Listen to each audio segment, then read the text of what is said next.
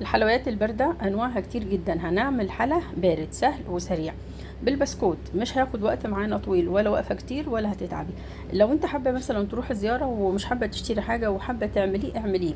مش هتعمليه بايركس طبعا، لان مش هتودي البايركس ممكن مش هيرجع لك تاني.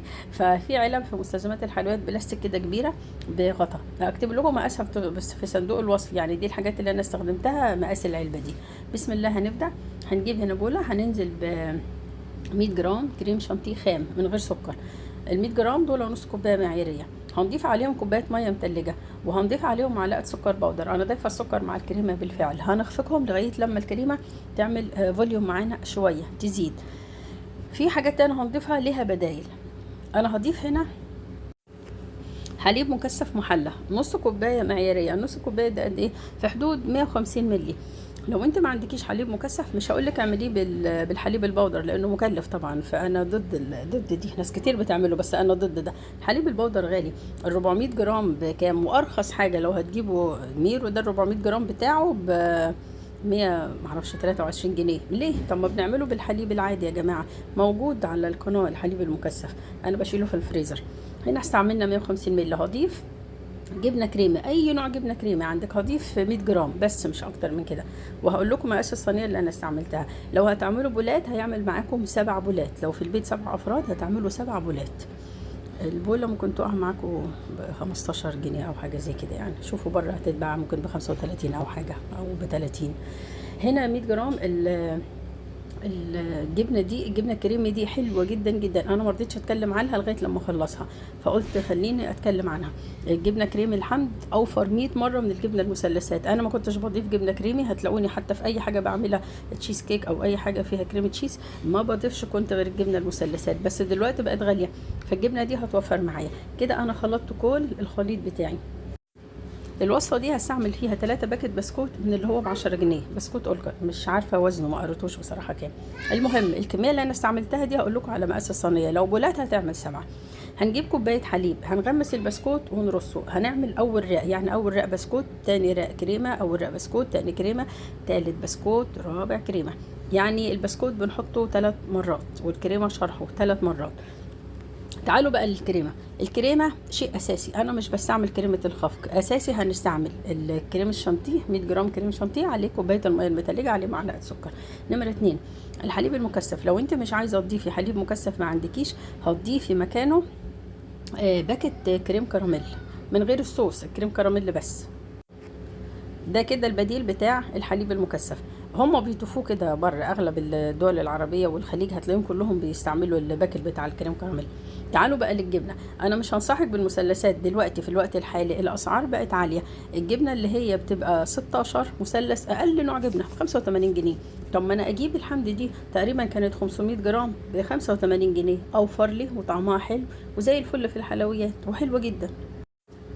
اللي حابب يشتريها برضو موجودة في المحل كوب كيك بتاع مستلزمات الحلويات عندي رحاب. هسيب لكم اللينك في صندوق الوصف. انا خلصت وهشتري واحدة تاني لان هي حلوة بصراحة ربنا وطعمها حلو جدا. حتى لو هتحشيها سندوتشات حلوة عجبتني. والطبقة بتاعت في طبقة ورق كده فيها، ما تشيلوهاش. يعني كل ما تاخدوا منها جبنة ضغطوها بالورقة تاني زي ما هي علشان ما تعملش مية. كده احنا خلصنا. تالت طبقة هندخلها الفريزر بقى ساعة. هنسويها بالسكرابر. هنعمل ايه بقى؟ احنا المفروض كده الجبنة بنضيف ال 100 جرام زي ما قلنا. في حاجات تانية بس انا مش هضيفها. لو حابين تضيفوا قشطة، حابين تضيفوا فيها علب اللي اسمها جيمر دي بتتباع بره في الدول العربية. لو هنا هتشتروها هنا هتبقى غالية. بره ما كنا بنجيب كانت رخيصة. هنا معرفش سعرها كام. اللي حابب يضيف قشطة، هي عايزة الطعم تاني يضيف، بس هي مش محتاجة. بما يرضي ربنا مكوناتها كده بيرفكت، مش محتاجة اي حاجة تاني علشان ما تكلفيش وتضيفي تاني. هي مش محتاجة اضافات. كده خلاص، كده خلصنا. هندخلها الفريزر. بعد لما ندخلها الفريزر هنجيب 200 جرام شوكولاته. لو انت مش عايزه تضيفي شوكولاته وعايزه تقللي التكلفه شويه، رشي كاكاو خام من فوق وخلاص. اي نوعيه كاكاو خام. عايزه اسباني ضيفي اسباني، عايزه تضيفي نوعيه تاني براحتك. هنجيب هنا 200 شوكولاته. هنا ال 200 جرام دول انا عملت ميكس شوكولاته بالحليب على شوكولاته مطبخ دارك. في شوكولاته سما في منها قوالب 2 كيلو، وممكن تجيب الحجم الصغير اللي هو 200 جرام. 200 جرام جبتيه خلاص، ده هتسيحيه على بعضه. لو جبتي قالب اللي هو ال 2 كيلو او بتشتري بالكيلو هتقطعه وتوزني على الميزان. هم 200 جرام هتضيفي عليهم ربع كوبايه حليب عادي من التلاجة ونحطهم على البوتاجاز على نار هاديه يسيحوا. هنطلع العلبه بتاعتنا من الفريزر، لو لقيتوها فيها حتت عاليه كده سويها بالسكرابر عادي بتتساوى معاكي. هتصب الشوكولاته بقى، نصيحه صبيها وهي بارده خالص خالص، اوعي تصبوها وهي دافيه، وهي دافيه الكريمه هتفقفق معاكي وتطلع فوق وتعمل بقليل، فما تصبهاش وهي دافيه.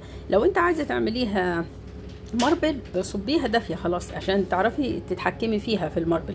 لو انت عايزاها كده زي ما هي زي ما انا عملت خلاص يبقى تصبيها وهي بارده تماما. هتعمليها ماربل بقى هتصبيها وهي دافيه زي ما قلت. في حاجه تاني برضو للتزيين، لو انت عايزه فوق الكريمه تجيبي شويه بسكوت وتجرشيهم في الكبه وتحطيهم فوق الكريمه شغال ماشي، وتضيفي عليهم كمان شوكولاته. عايزه بس تسيبي البسكوت لحاله وخلاص، عايزه تضيفي بس الكاكاو من فوق خلاص. في ناس تاني بتضيف فول، هاتي فول سوداني مجروش برضو وضيفيه فوق الكريمه وبعدين صب الشوكولاته. في كذا طريقه للتقديم، فانتوا براحتكم، انا بقول لكم الحاجات اللي هي بتنفع تتعمل، فانتوا اللي انتوا عايزينه اعملوه. انا بالنسبه لي كنت عايزه اعمل شكل الماربل شكل حلو، بيبقى شكله حلو في التزيين، علشان ولا اضيف بسكوت ولا اضيف فول ولا اضيف اي حاجه. لكن انتوا عايزين تضيفوا فول بقى، عايزين تضيفوا بسكوت، يبقى هتخلي الشوكولاته تبرد تماما تماما. بس عايزين تعملوها كده اعملوها زي ما انا قلت لكم، سهله وبسيطه، وان شاء الله مكوناتها هتلاقوها في البيت. وهاتوا بسكوت أولكر سكره قليل، بلاش فري، سكره رهيب بصراحه كتير ومش حلو، ولا لوكس مش حلو، فري يعتبر احسن حاجه. هندخلها التلاجة شوية، او عايزة تدخليها الفريزر لو هتاكلوها مثلا بسرعة بعد ربع ساعة براحتكم. تدخليها التلاجة خليها ساعة وبعد كده قدميها وبس خلاص. هو اتمنى لكم الصحة والعافية والستر يا رب. اعملوها لو في البيت اعملوها في اطباق ازاز صغيرة او بولات بلاستيك كده.